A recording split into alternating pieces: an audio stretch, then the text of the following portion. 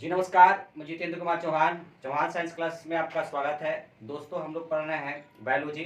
आज बायोलॉजी में हम पढ़ेंगे लवक के बारे में। तो दोस्तों अगर मेरा पढ़ाया हुआ अच्छा लग रहा हो तो मेरे वीडियो को लाइक एवं शेयर करें और अधिक से अधिक दोस्तों को जोड़ने का प्रयास करें।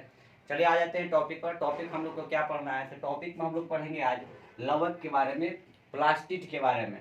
ठीक है, लवक के बारे में पढ़ेंगे और किसके बारे में पढ़ेंगे, प्लास्टिड के बारे में पढ़ेंगे। ठीक है, इन सभी चीज़ों के बारे में अध्ययन करेंगे। तो ध्यान दीजिएगा लवक होता है क्या। तो देखिए लवक जो होती है हमारी पादप पेड़ पौधों के शरीर में की कोशिकाओं में पाई जाती है। कह सकते हैं कि पादपों की कोशिकाओं में ये पाया जाता है और पादपों की कोशिकाओं में ये अलग अलग भागों में पाई जाती है। ठीक है, इसका स्थान अलग अलग जगह होता है। जैसे यह मुख्य रूप से इसके अलग अलग टाइप होते हैं, सबको हम पढ़ेंगे। तो जैसे समझते हैं ये पत्तियों में हरा रंग होने के कारण ये लवक का ही लवक के होता है, हरित लवक के कारण होता है। इसके अलावा बोल सकते हैं ये जड़ में भी पाया जाता है, जड़ की सतह में भी पाए जाते हैं। जो रंगहीन होते हैं, ये सफ़ेद रंग का होता है, उसे हम क्या बोलते हैं, आवर्णी लवक बोलते हैं। ठीक है, इसके अलावा क्या होता है फलों में, ठीक है, फूल में, और फूल का रंग जो निर्धारित होता है ये इस रूप में क्या होते हैं, पाए जाते हैं। सबको बारी बारी से हम अध्ययन करेंगे।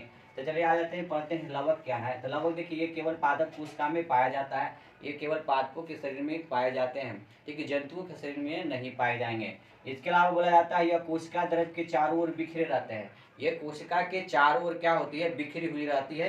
ये कोशिका के चारों ओर क्या रहती है, बिखरी हुई रहती है।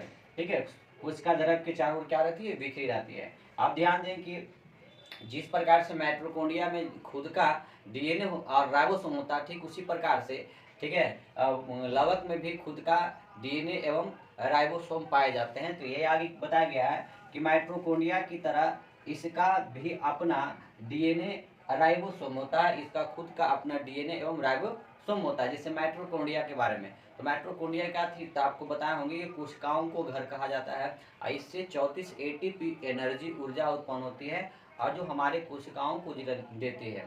ठीक है, इसीलिए इसे कोशिका का घर भी बोला जाता है, पावर हाउस के नाम से जानते हैं। ठीक है, अब यहाँ पर ध्यान दें कि यह डीएनए होता है क्या, राइबोसोम क्या होता है। तो डीएनए जो होती है, ध्यान दें डीएनए का अगर पूरा नाम आपको पूछे तो डीएनए का पूरा नाम होगा डीऑक्सीराइबोन्यूक्लिक एसिड। डीऑक्सीराइबोन्यूक्लिक एसिड के नाम से जाना जाता है इसका पूरा नाम। ठीक है, डीऑक्सीराइबोन्यूक्लिक एसिड के नाम से जाना जाता है। अगर बात कर ले डीएनए का खोज किसने किया था, तो डीएनए का जो खोज हुआ था 1953 ईस्वी में हुआ था और किसने किया था, जेम्स वाट ने किए थे एवं एक और वैज्ञानिक थे फ्रांसिस क्रिक ने की थे। ये आप लोग को याद रखना होगा। डीएनए का खोज 1953 में हुआ था। ठीक है, कब हुआ था, 1953 ईस्वी में, 1953 में। और किसने किया था, जेम्स वाट और क्रिक ने नामक वैज्ञानिक ने किए थे।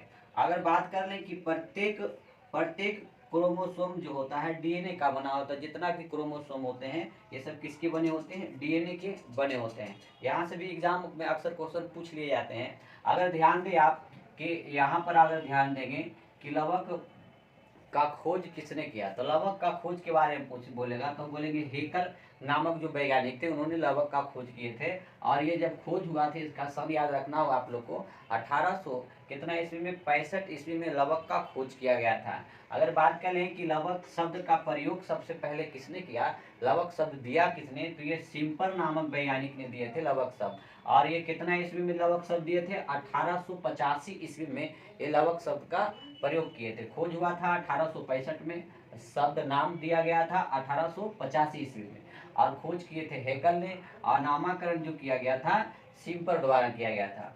बात कर लेंगे इसका आकार के बारे में। तो इसका जो आकार जो होता है ना, अलग अलग जगह यह अंडाकार के रूप में होता है और गोलाकार के रूप में होता है। इसके अलावा यह तारानुमा के रूप में पाया जाता है। ठीक है, फीतानुमा के रूप में पाया जाता है, कुंडलीकार आदि में के रूप में ये रहते हैं। ठीक है, अगर बात कर लें कि लवक होता कितने प्रकार, तो लवक टोटल 3 प्रकार के होते हैं और इनका आकार और जगह अलग अलग होते हैं।